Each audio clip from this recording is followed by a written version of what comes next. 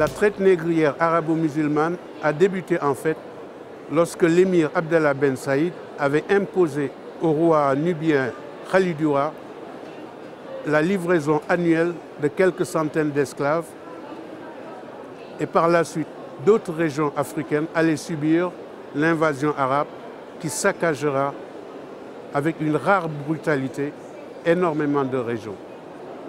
Ceci devait s'arrêter normalement au XXe siècle, mais cela continue encore sous nos yeux, au Darfour, en Mauritanie, au Soudan ou ailleurs. Alors l'anthropologue et écrivain sénégalais que je suis a beaucoup travaillé sur nombre de thèmes touchant aux civilisations négro-africaines. Alors il y a Mémoire d'errance, il y a les Falachas nègres errants du peuple juif, le génocide voilé et par-delà les ténèbres blanches sur le peuplement de l'Afrique du Sud. Voilà, ça sont les 4 derniers.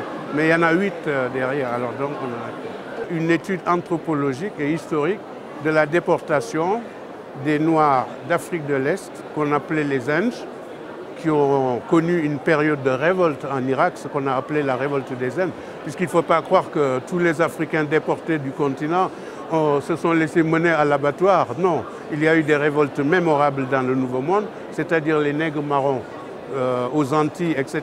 Mais il y a eu dans la traite arabo-musulmane une très grande révolte au 8e siècle avant notre ère qui s'est appelée la révolte des Zenj, qui a coûté près d'1 million de morts. Et cette révolte a mis un terme à l'esclavage, du moins dans ce pays-là.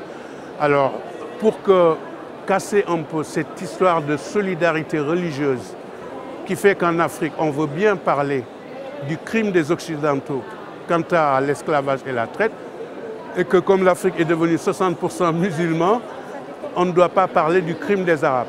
Eh bien moi j'ai voulu dénoncer cela en m'inscrivant simplement dans une démarche d'historien et d'anthropologue pour écrire cet ouvrage. En fait, comme je suis économiste de formation à la base, un jour je me suis intéressé en vivant surtout aux Antilles, dans une diaspora qui se cherchait et qui avait des problèmes d'identité, je me suis intéressé à la manière de mieux leur présenter la réalité passée de l'Afrique, qui a connu une période prestigieuse avec de grandes civilisations avant l'agression, l'arrivée des Arabes et des Européens par la suite par la colonisation. La traite arabo-musulmane a concerné 17 millions d'individus et il n'y a presque pas de survivants du fait de la castration généralisée.